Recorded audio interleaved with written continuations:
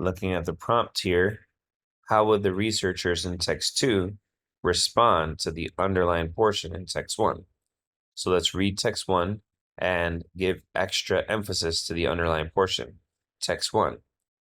Fossils of the hominin have been found in certain caves, but assigning an age to the fossils is challenging because of the unreliability of dating methods in this context. The geology has caused soil layers to mix, impeding certain types of dating, and dates can't be reliably imputed from those of nearby animal bones, since the bones may have been relocated by flooding. So text 1 is saying that it is difficult to assign an age to the fossils because of the unreliability of dating methods and because bones may have been moved by flooding. But the big idea that's underlined is that it's very difficult to date the fossils, to say the date of them. So now looking at text 2, archaeologists use new dating techniques to reevaluate the ages of the fossils. This technique involves analyzing the nucleotides.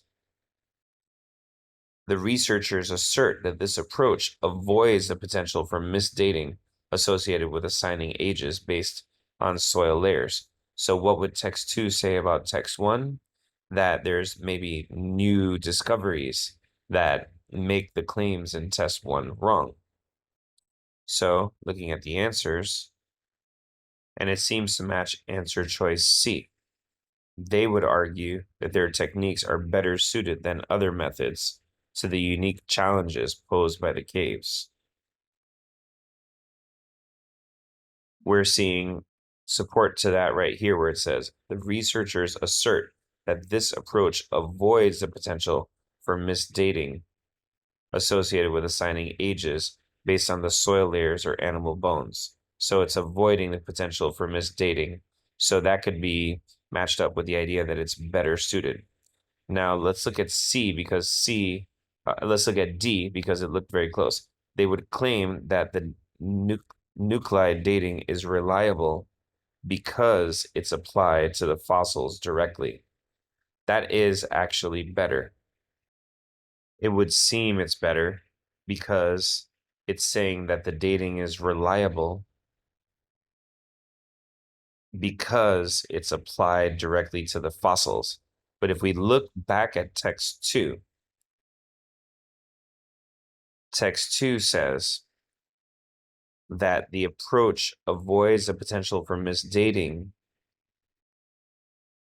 not because it's applied to the bones themselves, but because what they're analyzing is the nucleotides in the breccia, which is the matrix of rock fragments immediately surrounding the fossils.